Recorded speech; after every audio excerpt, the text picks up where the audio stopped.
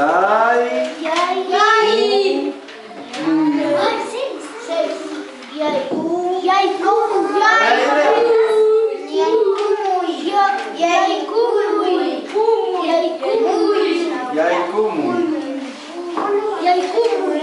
Ya vamos a ver si desean, ahí también los pueden separar, ¿no?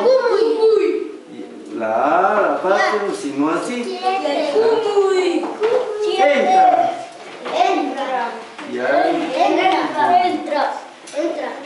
Entra.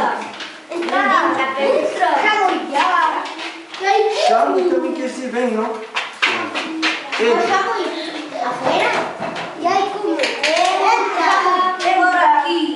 Ah, también shamu también significa... Entra,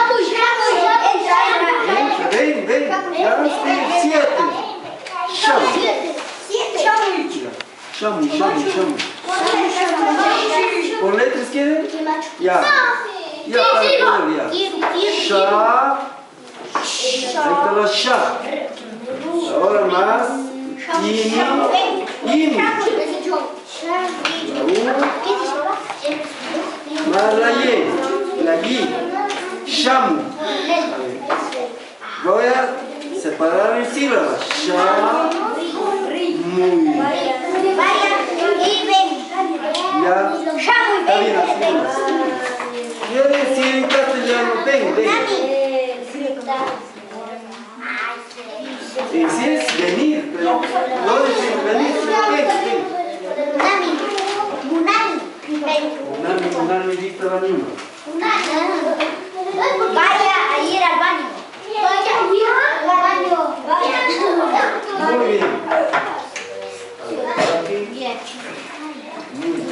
Muy bien. Algunos están unidos, muy bien, unidos mucho mejor, sino que yo para poder ya, unido. Ya, muy bien. Esta suma que decir agregar, ya son 8.